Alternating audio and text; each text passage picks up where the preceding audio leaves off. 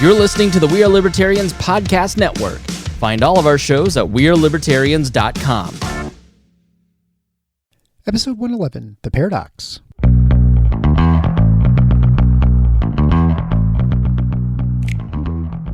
Welcome to The Paradox with your attending, Dr. Eric Larson. He is a practicing anesthesiologist and clinical assistant professor at Michigan State University College of Human Medicine. Listen in as he takes you behind the scenes of what practicing medicine in today's ever-changing world is like with another doctor. The Paradox is a fun and accidentally informative show for physicians, patients, or anyone who has ever found themselves in a waiting room.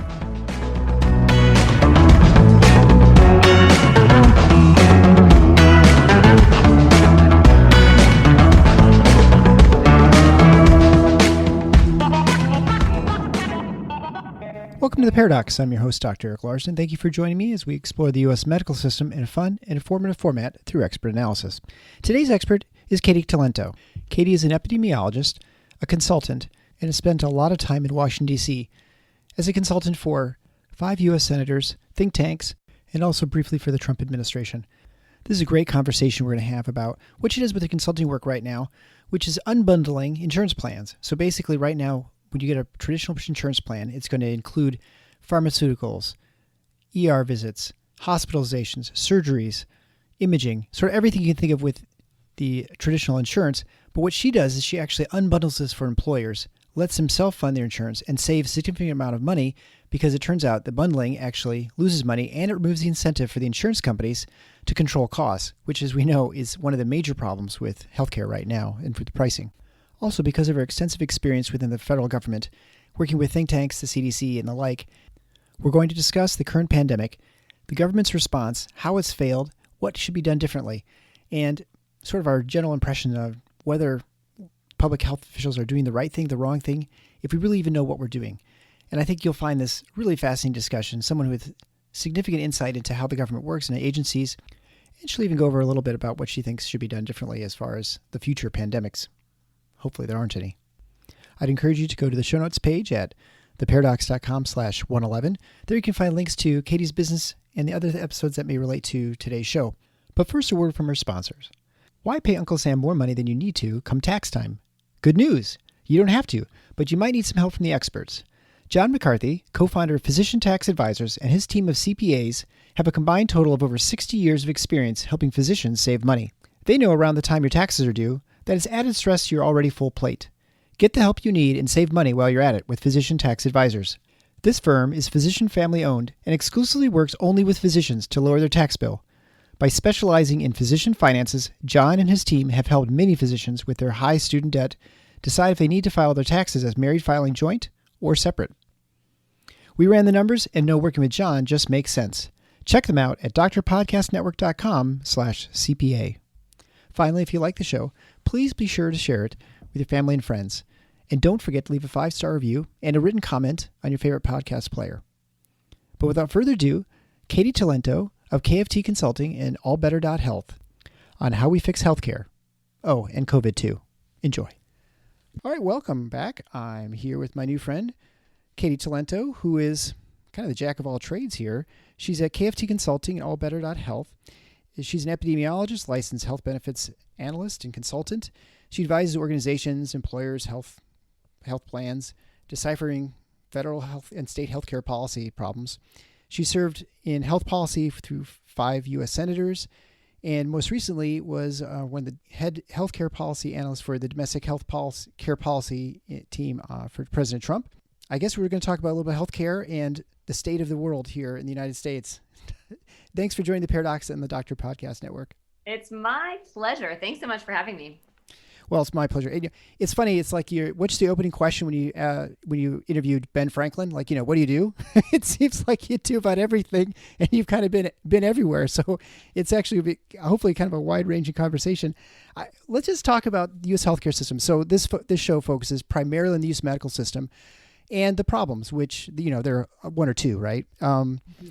So when you look at our system, I feel like in many ways the system has a real problem. It feels like we're just slowly circling a drain, right? It just kind of gets worse and worse. Solutions that are brought forth actually cause the circling to go more quickly, And we don't seem to have any really good policy prescriptions to get out of this. But how would you just describe the system we're in? How do we fix it? And then is there another country that maybe has a similar system to us? Because, we're always trying to find comparable healthcare systems like, if we were just like Canada, or if we were just like Australia or something like that. Are there other countries with a sort of our experience, or, we're maybe 20 miles from where they are now and, we can get a better idea where we're going? Yeah, that is a big question. I think you're right that healthcare has been broken a very long time. And, when I was growing up, insurance was pretty affordable. That was in the 80s. I don't want to age myself too much, but that was in the 80s. And, healthcare was affordable. I remember getting out of college and I had like a BCBS plan that was $100 and it was totally doable. And deductibles were in the hundreds and not the thousands.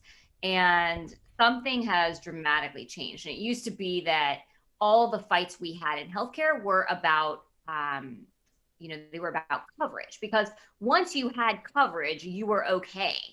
And Sure. you were going to be, the cost beast was sort of tamed if you had coverage. And so, even as recently as 10 years ago, when we were having our big Affordable Care Act fights in Washington, coverage was a thing. How many people are going to have coverage? Who's going to pay for it? What does it cover? Those were all the fights. Now, of course, most of America is covered, and still nobody can afford their health care. So the conversation is now about, whoa, everyone's covered. Everyone has Medicaid, Medicare, ACA subsidies, TANF, CHIP, all that, private coverage, employer sponsored coverage is supposed to be the gold standard. And yet nobody can afford their health care. What is going on? And so now we're starting to see some bipartisan coalescing around, I would say, more promising, more radical solutions. But because they are more promising, the swamp is like rising up out of the Everglades, if you will, to try to kill these solutions. And so I don't know if they have any prospects, right? There's only so much that any president can do by executive action. He really needs Congress to take on these special interests. And the special interests, they control a fifth of the economy. So It is next to impossible to take them on. And so when I was in government, I did everything I could, and we fought a lot of good fights and made a lot of progress. And there are some really good, kind of jihads that we went on that we won, and most recently on price transparency in healthcare. And we just won in court finally a couple of days ago. But ultimately, I realized this isn't getting fixed in Washington. There just isn't the political will and to take on these very difficult, entrenched special interests. And, we had a saying when I was in government, is that the biggest employer in any congressional district is the local hospital. So you start trying to take on hospitals, you're going to have a problem. And we need to take on hospitals. We need to take on health plans and carriers. We need to take on certain doctor specialties. We need to take on all the ambulance providers and the nursing homes and all of it. Every piece of it, heaven knows, PBMs, pharmaceutical benefit managers, and pharmaceutical manufacturers, and that whole supply chain for drugs. So you can't do it. It's just not getting done. And I realized, okay, the only way this is going to work when I get out of government is I have to go where the only bright spots are. And that is, there are really important success stories going on in the employer space, where the employers are saving healthcare one business at a time. And I wanted to be part of that. So, that to me is the bright spot. Washington and health policy writ large is not. Yeah. Well, it's funny because, when I started the show in 2018, I was very pessimistic about the U.S. health system. I mean, you look at Washington, it's obviously dysfunctional, and the Affordable Care Act did anything but make healthcare affordable. It didn't solve any problems from a regulatory standpoint. It made them worse. And then once I started interviewing more and more people about direct primary care, about innovative technology companies, telemedicine, you start seeing people who, despite every hurdle from a regulatory standpoint that's put in their way, they find ways of delivering care that are meaningful to them, meaningful to their patients. And you see a possibility for like a patchwork solution, one that comes from a market in some way, right? I mean, that strikes me as the way that this is solved. to your point, that you're not going to have some legislative fix that's going to, napalm the entire system and start over. I mean, that's just not going to happen.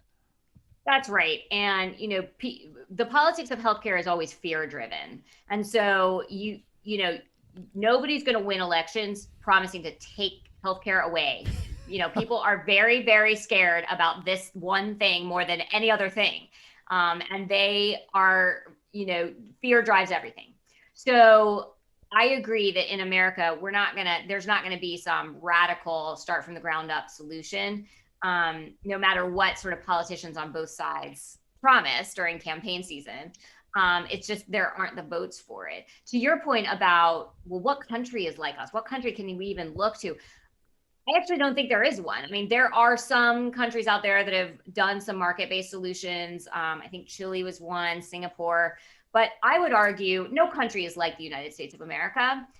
This is like ground zero for all healthcare innovation. And because of that, it must be preserved in a way that other countries don't have to worry about that.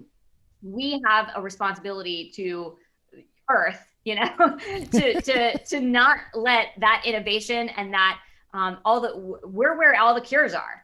And so we have to make sure that they're still available and they're still being developed, and we still have incentives for that. And yet we can't gouge our people. I mean, there's just that we've reached a tipping point on the gouging.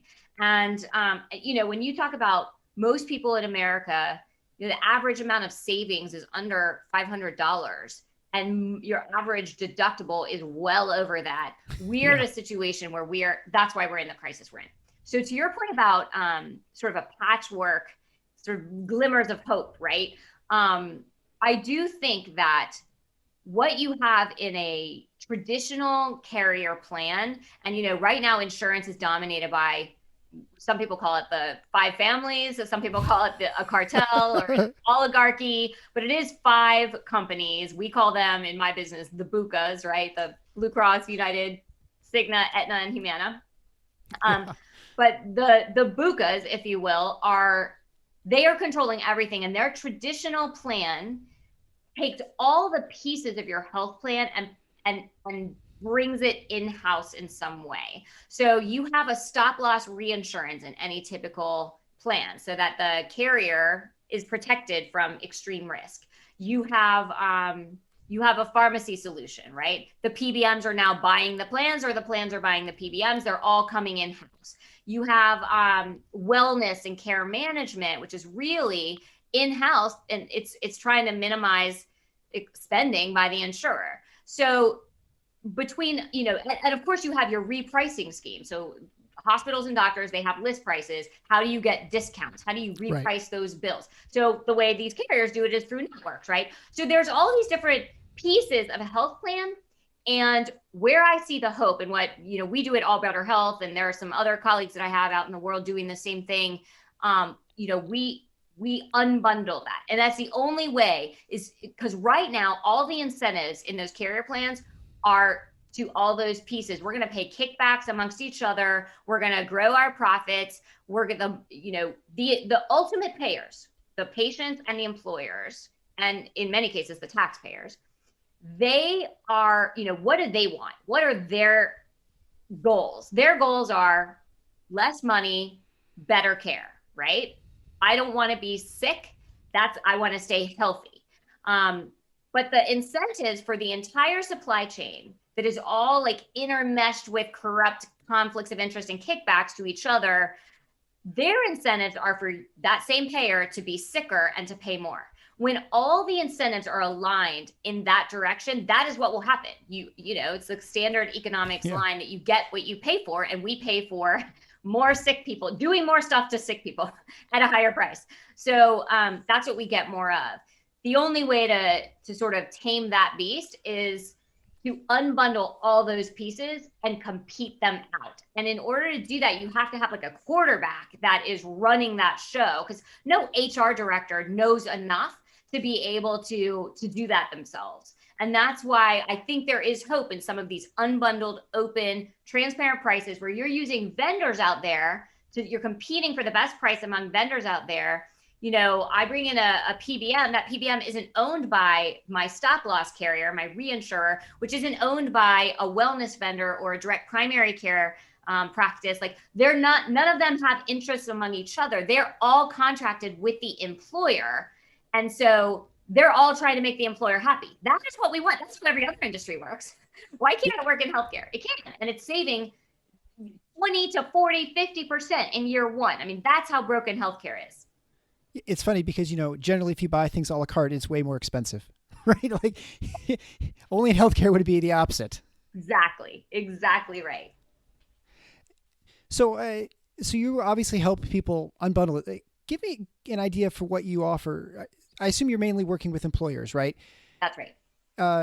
And the funny thing about the healthcare system, of course, is when you look at the customers, the patients actually aren't even in the equation, right? In many ways, since they don't have any control because they're not moving any of the money around outside of maybe leaving a job or something. And so it makes it really difficult, I think, to get the right price signals and the right market forces aligned in order to get people to behave the way they should and to make the decisions from either end, from either the person selling the product or for the person purchasing it, right? Yes. But as long as you have employers, which I think we're going to for a while anyway, what exactly do you do? I mean, when you say you unbundle it, what exactly does that mean, I guess? Right. So great. Usually I start with trying to figure out, I want to build an unbundled plan, usually on direct primary care. If an employer is willing to go there. Sometimes they're not, they haven't been educated even enough, or they're not aware of the benefits and the value of direct primary care. And so they don't want to do that. But that's the ideal. We want to build it on direct primary care so that, that doctor doesn't have an incentive just to see my patient as fast as he can or she can and get out quickly. And, when primary care is so broken, primary care is the solution to so much. And yet it's so broken in the United States.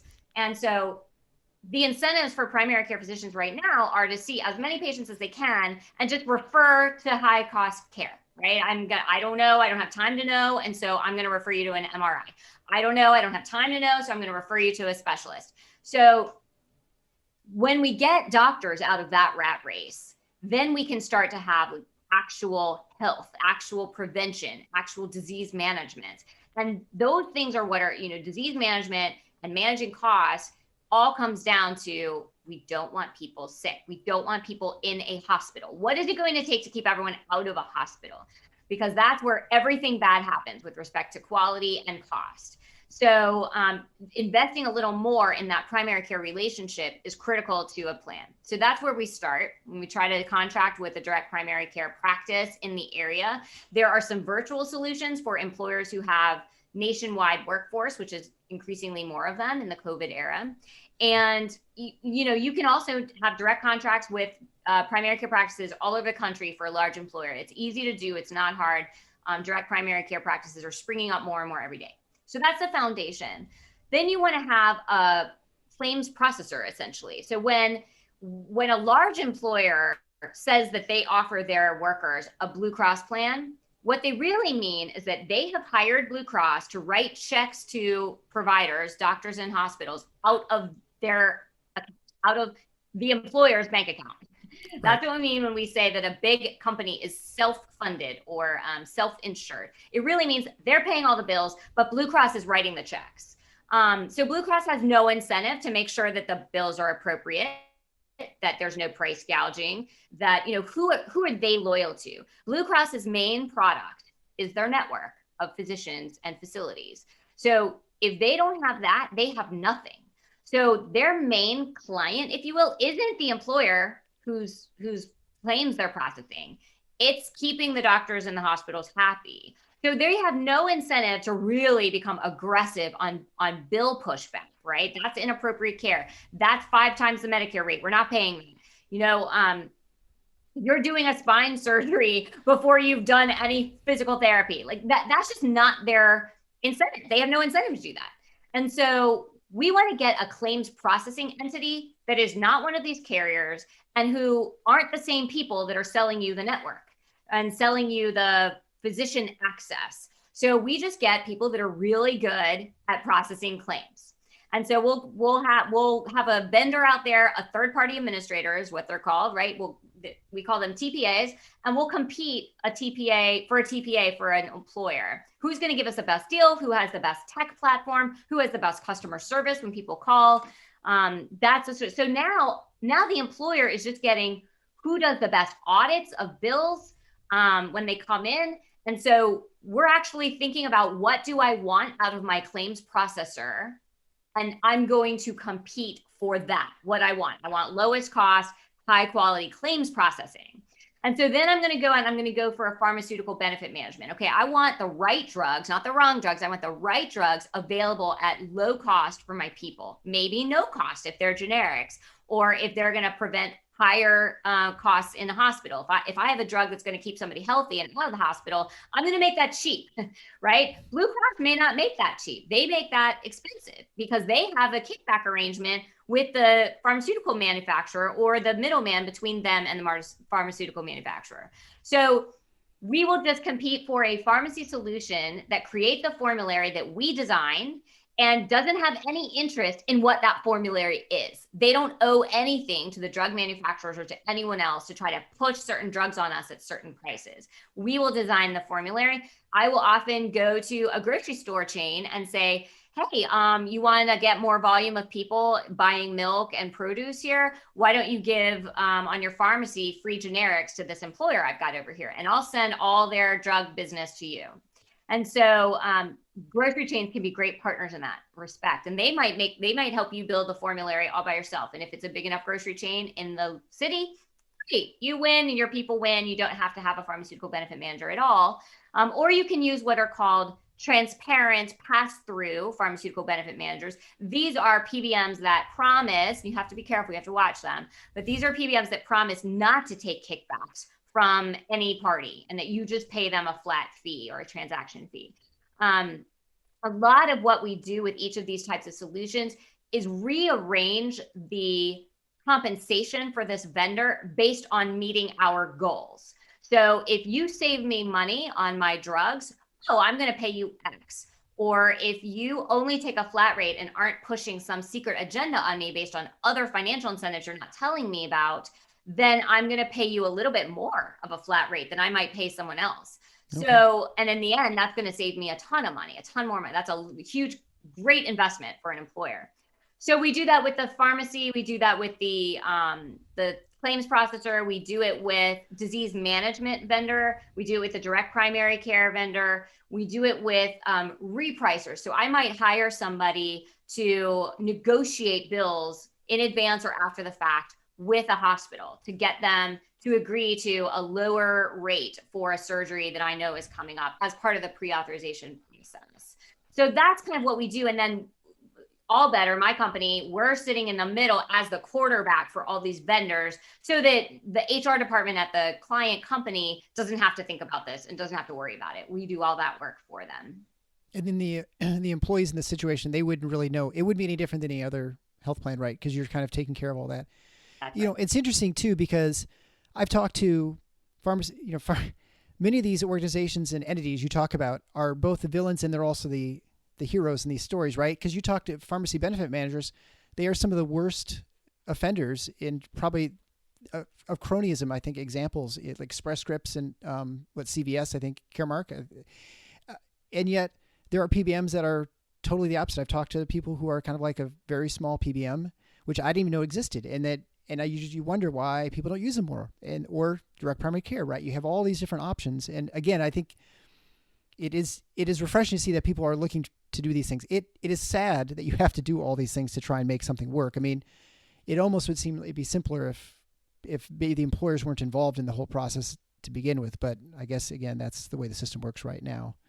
Yeah, you think about, whenever something's being disrupted, at first, nobody had ever heard of Uber. Uber was operating in one market maybe, and the penetration and adoption of these innovations does expand over time. I think right now, probably a single digit number of employers are using these types of plans, what I call unbundled or employer-owned plans. But it's spreading, it's starting to spread and word is getting out. And that's really encouraging. You're right that, you can have a good PBM, you can have a bad PBM. I'm in the business of benefits advising, and my industry, which is basically the benefits broker industry, is a huge part of the problem, a huge villain, right? Yeah, right. They market themselves, most traditional brokers market themselves as a buyer's agent working for the employer to get them the best deal on their plan. But really, they're totally paid by the plans to make recommendations that maximize profits to the carriers. So they're a huge part of the problem. And that's why, so I say, hey, I'm a good broker. And you can have a good PBM, you can have a good claims processor. So you're right that it's really about the motivation and the spirit of what's being driven, and also just how the incentives are aligned. Are we all working for the employer, or are we working for someone else secretly? Lots of people have high deductible healthcare plans, and we've noticed a huge change. I'm an anesthesiologist full time, and certainly the last 10 years has been a dramatic shift in this. Before the billing strategy was always, you want to be slow to get your bill out, because if you're too fast, people are paying out of pocket before it hits a deductible. And then there's at some point, I don't know, 7-8 years ago, where we recognized that if we get our bill out faster, it's much more likely to get paid because people are not hitting the deductible anyway.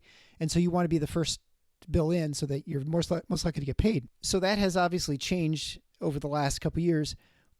What do you, most people are facing paying the bills on their own. So what do you recommend for someone who comes into the hospital, maybe not, on a stretcher where they have a heart attack and they don't have a time to review things, but somebody comes in with, say, abdominal pain and they have time to sort of sort things out. There have got to be ways to protect yourself from all these things you're talking about: price transparency, predatory pricing, all this kind of stuff that happens in network, out of network.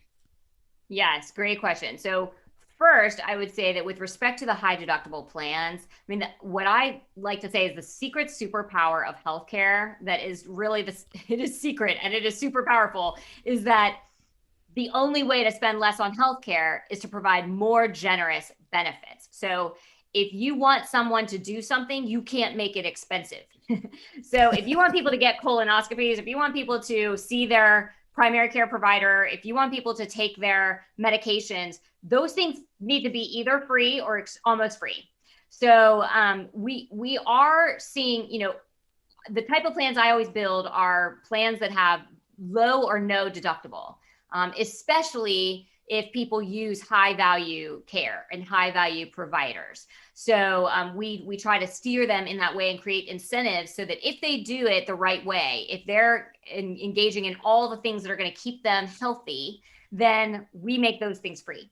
So that's sort of the institutional way to handle, the structural way to handle the problem you're talking about. But most people don't have that solution yet in their lives. And so at the individual level, when you're in the ER, I like to use what's called a battlefield consent form. And what I really mean is I write on a napkin or a piece of paper this sentence: I consent to be treated for any appropriate treatment to be reimbursed at no more than 1.5 times the rate of Medicare. And actually in the plans that I build at All Better, we put that sentence on people's ID cards. So that the hospital can't say that they never saw it or that they don't have a copy of it, because they do, and they agreed to it when they admitted the patient. Because right now, what happens when you're in the ER, and you know this, of course, as an anesthesiologist, people go in. You guys are always coming at us with consent forms, right before we go under. And so what happens is people are given one form, and they're told by the clerk or whoever's giving it to them, oh, this is just to consent to treat. This is just so that we're allowed to treat you. Just sign right here. Don't look, don't read. And so people think, oh, well, of course I consent to be treated. That's why I'm here, duh. So they sign. What it really is it's a combination form of two very different questions. One is, do you consent to be treated? Answer usually, almost always, yes. 2, do you consent to be billed at any rate that we want to, that we're going to jack up as high as we can? And so, but they put it all into one form and they don't even tell you about the second question. And they just want you to sign on the dotted line for both questions. Yes. So using the battlefield consent sentence really, and there are ways to have this sentence with you. You don't have to remember what I say now, but using the battlefield consent is a way to answer both questions in a way that's not going to harm you financially. You can download the battlefield consent form or take a picture of it on a website called Quizify, Quizify 2Zs, 1F.com. And they do a great job there in helping employers and patients, avoid financial abuse. And just to, I guess, we don't like the Medicare rate as anesthesiologists, so maybe 2.5 times for anesthesia services, but you can negotiate. I'm in your waiting room, right? You can negotiate. I'm about to go under. I'm still conscious. So I wanted to pivot to COVID because you are an epidemiologist, and I wanted to ask you some questions about what's going on. You're very experienced with bureaucracy, both the federal and state. You've dealt with it all the time. And so my general impression when looking at this now from, we'll say it starts back in February. We're recording this on January 4th of 2021. And about 9-10 months ago, I feel like this, especially the CDC and the FDA, have really failed our country when it comes to the pandemic. I don't even want to talk about political leaders because they sort of do what they always do. And so I'm not going to, I won't hold them in high esteem or low at this point. But, we had conflicting messages from the organizations from the start. Wear masks, don't wear masks. You can't use these tests. Oh, now you better use whatever test you can get. We have antigen tests that were developed right away that were oral, that were fairly effective, that have been blocked until I think just now. I mean, it's been almost 10 months. They were available, or they could at least be produced. We had people who were doing everything they could to produce PPE, and the FDA said you can't do that because you're not authorized. You have to fill out 27 forms. And people said there's no point. Distilleries that were now fined, that now their fines have been reversed for trying to make hand sanitizer, people just trying to do stuff to fill holes. And I feel like our bureaucracy is designed to prevent any reasonable solutions. Do you agree with that assessment? And then are there any like specific things that would fix this, or is this just kind of the system we have and we just kind of stuck with it? I think that, when I was a young Hill staffer and I was in charge of the budget of CDC for reasons unknown to me, someone put me in charge of this. I remember thinking, CDC is totally siloed, and it was my favorite agency of all the agencies. And I used to say, I'll deny this, but CDC is my favorite agency because I really believed that they were the absolute experts who were putting on like the BL4 suits and going in, quarantining towns and saving lives. They were running into Ebola when everyone was running away, and that they were these, virus hunters. That's why I went to public health school. That's what I wanted to do with my life, was control infectious disease, just like the CDC. And I thought they were the experts. And what I think we've learned is that bureaucracy destroys science, and it destroys pragmatism, and it destroys common sense. And that doesn't mean that people in the bureaucracy don't have common sense and don't know science or whatever, but that the bureaucracy alone destroys rational action. And you think about the DMV, which is basically, the bureaucracy most of us are most familiar with, right? And how it can just, it doesn't matter if you're making a point as to why you don't have what they think you need. It doesn't matter. Their job is X, and it's so huge that they can only do their little job. And that's what I've seen a lot at CDC, but especially at FDA, unfortunately.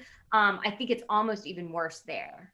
But, where FDA has a mission, their job is to protect you from yourself, I guess, protect you from your own judgment. We have to save you from unsafe stuff that's going to kill you. Even if you want it, you're too dumb to know better. We're going to protect you. And that risk aversion has no place in a pandemic. And we've seen that. And CDC isn't quite as bad just culturally around that because FDA's mission is safety, right? But CDC isn't quite as bad like that. But they have a mission, which is, we are going to stop disease transmission. And, I had a lot of people ask me, because I used to work for President Trump, and I would get a lot of media outlets that were trying to get me to criticize President Trump. But Katy, don't you think that President Trump screwed it up in X way or that way? And I would say, listen, our elected officials are being asked in this situation to weigh impossible trade-offs. And if you wanted to ask me, Katy, as a public health official, or the CDC director or the FDA director, how do we stop a pandemic? I can tell you how to stop a pandemic. I can give you, elected official, perfectly effective advice as to how to stop an infectious disease. And we will control it. And yeah, fine.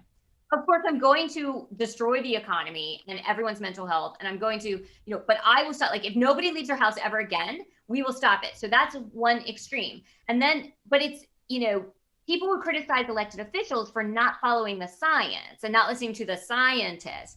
But we have one role, and the elected official has to think about the trade-offs, and we don't have to do that. We have the luxury of just having to control a disease. And right. So as they would acquire more knowledge, they're in the business of telling people what to do, these bureaucracies, right? They're the experts and they're the authorities. And so they're used to having the answers. And about most things that they work on, we do have the answers. I mean, they work on obesity and they work on rickettsial diseases and tick-borne diseases. And we have a lot of answers about this. Influenza, we have a lot of answers. Ebola, lots of answers. And even in things that we don't know much about, we still have a lot more answers than we had about COVID. And yet people are required to come out with authoritative recommendations. And so they just do their best. And rather than saying, man, we don't know, but listen, we wear masks in surgery for a reason. So masks surely have some, there's right. There's probably something helpful there, but we don't know. And we don't know how much. And you need to think about, like, does wearing a mask all day have problems for you in some other way, and make your own best judgment. Their job in a situation like this, the public health establishment, their job is to provide the absolute most honest, comprehensive information so that freeborn citizens like you and me can take that information and make our own trade-offs. And on my trade-off for my risk that I'm willing to take based on my life and my family may be different than a small business restaurant owner who has to feed their family by keeping their restaurant open. And their risk judgment and the judgment of their minimum wage employees may be different than mine or yours or the CDC directors or Dr. Fauci's. And so it's really important that government allows people the freedom to make those risk assessments and provides the local officials all the information that's possible. I do think that what we've seen here is a disgusting display of the lack of public health data infrastructure, which has been, I think, perhaps the most underreported failure of the bureaucracies, in that, CDC in this country does not control public health disease control at the local level. They're just not in charge. They give advice. That's really all they do. And they take statistical reports from those local and state officials so that they can aggregate it for everybody else. That's all they're supposed to do. We're asking them to tell localities what they should do, and that's just not their job. Simultaneously, their job, which is to be helpful to those decision makers at the local level, requires good information. And these guys, they don't have any reporting systems. They don't have any surveillance systems. So it seems to me that one of the most important lessons that really isn't talked about because it's not very sexy, but that we really need to focus on in the future is CDC needs to provide public health surveillance systems to every locality and state in America. And it needs to have standardized data fields, and that's just the end of it, so that we can have real-time reporting that's consistent with the digital world we live in. And that's, oftentimes an argument made for a single payer system, right? Like, if we have a system that's totally nationalized, it's all going to be much easier to data. But I can tell you, as dealing with government payers, that having the government in charge of everything doesn't necessarily make it much better. And so that does not necessarily mean that it would be the case. I think it provides information to the decision makers. I don't want the decision makers to be in Washington, but the decision makers need to have absolute real-time data. And they need to have their own real-time data, which they don't even have.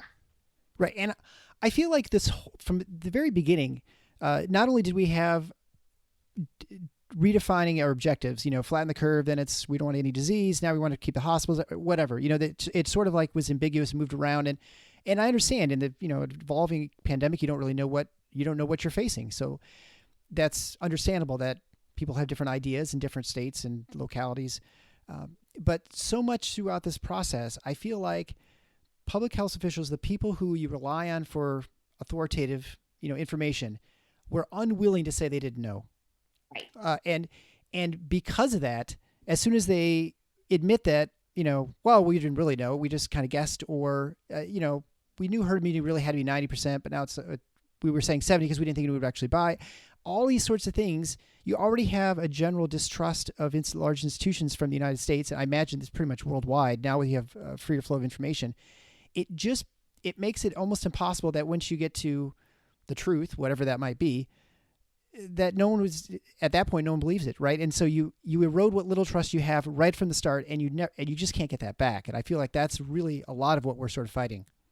Exactly right. And that's what I mean when I was saying, the CDC thinks that their job is to be authoritative, to be the authorities. No, their job is to convey truthful information. That's it.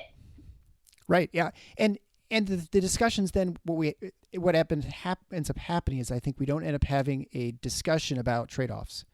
Like I think, the CDC says, well, you have to do this, or, Fauci comes out and says, you absolutely do this. You don't do this, you're basically, subjecting 2 million people to die, or whatever it might be that day. Since he's not, say, well, we think, or we're not sure, there's some sort of degree of uncertainty, that now you basically eliminate any discussion of should schools be open? What's the cost of having schools not open with kids lose, all these huge, giant metropolitan areas with children who aren't going to school. I mean, it's like 15, 16 months. There are costs to that. I'm not saying what's done is absolutely wrong. Maybe this is the right thing, but we're not even having those conversations, which is just the strange thing about this whole process, I think. And I do think that, public health officials are not equipped to make those trade-offs and to make recommendations about those trade-offs. That's just not what we learn in public health school. So, we learn here's how you interrupt transmission of an infectious disease. And I can perfectly interrupt that transmission if I perfectly lock you down. But that doesn't tell me that I should do that or when I should do that. And so that's why we have elected officials. It's their job to also talk to these other experts over here, like child psychiatrists and teachers and economists and small business owners. Right? There's all these other experts on, the public good that need to be heard. And so this bizarre fixation on the public health community as the source of all truth in COVID, I think is really dysfunctional. And if instead the public health community were focused on, here's what we know. Here's what we know about the incubation period. Here's what we know about how socially distanced have to be. Here's what we know about transmission with masks, without masks. With gloves, without gloves, fomites, doorknobs. Here's what we know about airborne droplets, right? That way, a restaurant owner can say, okay, I have to stay open in order to live. And so I'm going to stay open, but I'm going to do it safely because I have all the useful, truthful information, and it's not complete. It's the best that anyone can do, but I have everything that there is to be known so that I can organize my restaurant and keep people safe and protect our other priorities too. Yeah. And to that point, if you're someone who is at risk or whatever, you can make the determination. Exactly. That is an unsafe place to go. You walk in, you're like, what do you have? New updated ventilations? Whatever. You can ask all those questions, right? And now you've sort of removed it. People can make their own decisions and say about where they're going to go, where they're not. Should I go to church? Should I go to school? I don't know. Should I go to work? They can make those decisions without forcing the rest of society to sort of help them make that decision and make it with them, right? Yeah. Which is crazy. Right. You've removed agency from all these people to ability to make any decisions. When you look at the curves from mask mandates or lockdowns or whatever level of, whatever you want to call it, I guess, I don't feel like you see a whole lot of difference between countries or then you look at, say, a good example is like Australia and the United States. Well, Australia did a great job. The United States didn't, is sort of the word. And then you look at the mobility data and they're identical. I mean, outside of like a week difference in timing, they're almost the same. And so you I don't know. I mean, it's hard to feel like there's one policy that seems to be vastly superior. Within nations, it seems like there's you look at the different states and there doesn't seem to be much difference, just maybe the timing, but it seems like everything kind of happens to every community at least once is sort of where we are now, I think. Yeah, I think we are seeing that, we don't have randomized controlled trials of we're going to assign one state to do this intervention to figure out the exact incremental impact of mask wearing compared to other types of lockdown measures, right? Like that's kind of what we need. But of course, we can't do that. We can't micromanage everybody that way. And so we have a bunch of, couch scientists that are saying, oh, well, I'm looking at these curves and I'm deducing X.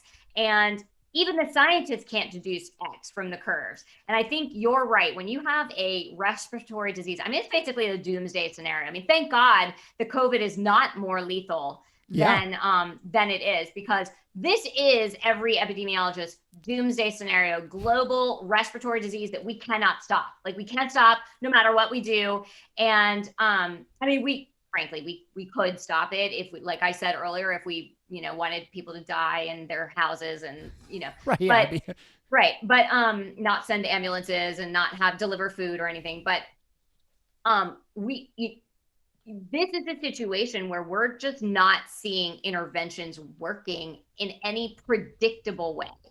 And so, of course, the other side of this argument is always that, well, you don't know how much worse that curve would have been, right? And that's true. We don't, but that's not how we do science. Like we don't just speculate that our interventions are working because, you don't prove a negative outside of a controlled experiment. You can in a controlled experiment, but we're not doing that. And so I think you're right. I'm not seeing any predictable patterns associated with certain bundles of interventions versus others. It all looks the same to me too. Yeah. And I think, it is, I think, reasonable for people to say, well, you look at China, and China shut it down in 2 months. They're welding people into their houses. They're doing all the things that would never be tolerated in a free society, I think. We hope. Yeah, we hope, right? But then I think, we are for that reason, we're probably more susceptible to this sort of thing, right? Because we expect to have mobility. We expect to travel. We can close our borders, but heck, you can travel all over the country. I mean, this is a gigantic country, right? I mean, you're not, even if you stopped at the state borders, it really probably wouldn't make that much of a difference. And so we expect that level of movement.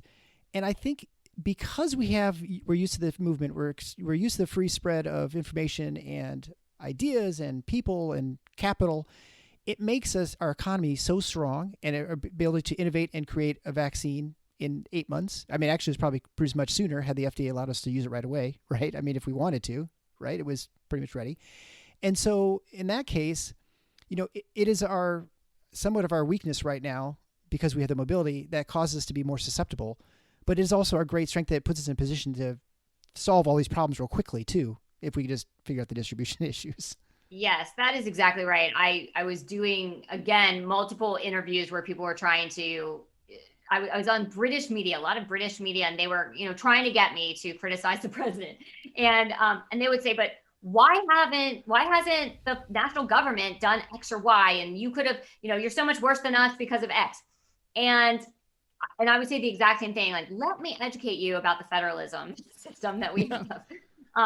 And it's many, many wonderful virtues, right? But there are trade-offs, as in everything. And the trade-offs to federalism is that we don't get to dictate to a local mayor from the CDC what they're going to do about their disease state, or what kind of testing they're going to use, or how they're going to roll out the vaccine. And there is a ton of beauty in that, in terms of all the free-flowing ideas and people and capital that you mentioned. But there are trade-offs, and mass population control when you need it. Where's a good dictator when you need one? But we just don't get that here in America, and it's not going to happen. And as a result, this is a cost, I believe, that historically Americans have been willing to pay. Sort of the cost of freedom is worth it. But it's really making a lot of people, I think, I'm kind of scared by how many people are really questioning those fundamental trade-off decisions that we've made over the centuries. Yeah. Well, and I look at the thought that, well, if you had one person making decisions in DC and they just made the right decisions, right?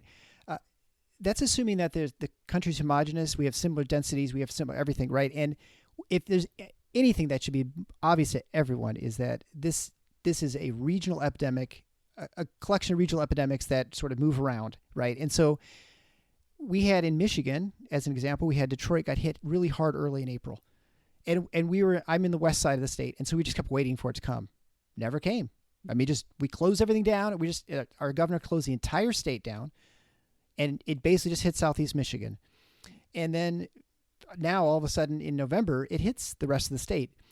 So even the top-down approach, even at a smaller level and a state level, was still the wrong approach, right? The smart approach would have been just to kind of close down the areas where it's affecting you regionally, as opposed to just shutting everything down sort of as a grand gesture. I can only imagine if you were the president, you said, well, we're just going to close the entire country down. It wouldn't make any sense at all, because there'd be some places that would, it would be 18 months before it hits them or whatever. I think, or what if you had a president who made the wrong decision? Then you'd have the one top-down. The nice thing about our system is that, people can make the right decision for the wrong decision. Hopefully you'd recognize that someone's doing it the right way and you do it differently, right? That'd be the strength of this system. Yeah. And I do think that, this idea that if only our, masters were smarter and were making better decisions, there is nobody who cares more about your life and livelihood than you. So there is nobody better equipped to weigh those trade-offs for you. Certainly not someone at your town council. Is not even they are as good as you at doing this. And so certainly not your governor, and definitely not the president or Dr. Fauci. So that is why I think the federal government has got to be primarily in crisis like this in the information business, and trust the wisdom and the judgment of its citizens. I just think we have a fundamental mistrust of them, and we're not willing to pay the cost for citizens who make choices we wouldn't make, right? And there are trade-offs to freedom, but freedom is really the best way compared to all the other options. Yeah, his rights. Democracy is a terrible system of government, but it's just better than all the rest, right? So exactly. The Churchill's quote or something. Yes. Capitalism. He said that enough. Yeah. With the distribution of the vaccine, with the last question about this, so the federal government is marginally involved. I mean, they kind of sort of vaguely distributed so many to each state, and the states it's up to the states to distribute them. I don't think the federal government, my understanding is they don't dictate who gets it. They have recommendations for phases, but the states can kind of do whatever they want. Do you see this as a problem right now? I mean, I know other countries are kind of thumbing their nose at us or something like that. Or do you think this is just kind of that? I mean, it's a kind of a miracle that we even have a vaccine right now. I didn't think there was any chance we would have one at this point. Or, what do you think the situation is there with the distribution of the vaccine? Yeah. So I do think that the federal government can provide recommendations and guidelines to elected officials at the state and local levels. And they were, I think, probably a little late to do that in this process. Their guidelines were late in the process, so that the states had to kind of come up with their own plans by themselves. I live in a state where there's not a rational plan for vaccinating the most at-risk people first, which I find maddening because my parents live here too. And I think everyone finds maddening because their parents live here.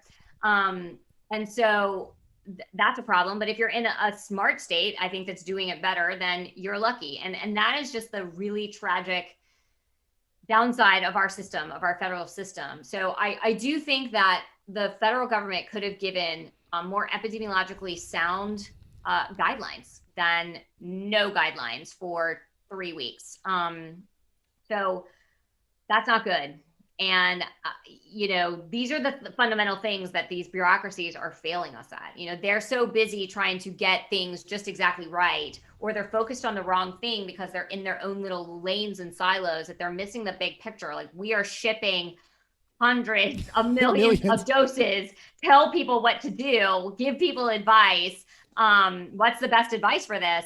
But I do think that some responsibility has to be on state and locals. You look at your average local health department, they're not complete dummies. I mean, what makes them so much stupider than, experts at the CDC? Like, this is not rocket science that we're going to give an intervention to the people who are most at risk. So I don't absolve these localities and states from figuring this out themselves too. You don't need a bureaucrat in DC to tell you that what seems to me to be kind of obvious. Yeah, and I think the one thing we don't take into account is this is a very complicated thing to do, right? It's when you're trying to vaccinate everybody at the same time, even if you had all the doses available, just logistically, just try to imagine how you set up to make sure they get the dose, and then 3 weeks later get another dose, or 4 weeks. I talked to my dad who's in in Florida, and every county's different there. And if you're over 65, I think they say you can come get it. But some place you go wait in line, some place you try and make appointments ahead of time. No way really is that good, because there's just no good way of doing it. There's only so many hours in the day. There's so many people. It's just a really, really hard problem to solve. And I don't know that 8 years of planning would have made it any better to try to launch something in 2 weeks. It's be impossible. Right. I mean, we do have pandemic flu plans that are supposed to have been thinking through this. I mean, I worked a little bit on that when I was still in government. We had plans for mass deployment of countermeasures like vaccines. I don't know. Those plans are not being carried out. We involved, the military and logistics centers that they set up. So I think because we've decided to go through the typical public health approach, which is we're letting states and locals do it, we're not really treating it like a national deployment of a countermeasure, the way we would if, like a dirty bomb had gone off or a smallpox epidemic had been launched on us by right. China, which is not too far off from what the truth is. But yeah. I just think you're right. To your point, this is hard. Nobody knows how to do it. Nobody's ever done it before. And it's going to be done a zillion different ways. And we will learn a lot from the variety later when we're analyzing it all. We'll be ready for the next pandemic in 100 years from one. now. We'll get it right then. Well, Katy Talento, thank you so much for being on The Paradox. I appreciate it. If people want to find out more about you, your writing, obviously you're in media all the time, talking to the Brits apparently. How do they find more about you? Yeah, they can find me at allbetter.health. Allbetter.health is my company, and you can reach me there in a number of ways. You can download a free chapter or free books for employers about how to do the Unbundle plans, and contact us. We're happy to help. Thanks so much for being on the show. Thank you. Appreciate it.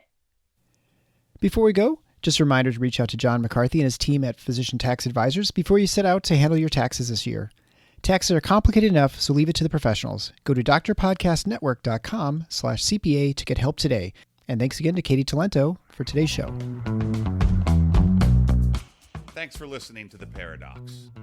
If you like what the doc is doing, please subscribe and leave a review on iTunes or Stitcher. And share the show with your friends.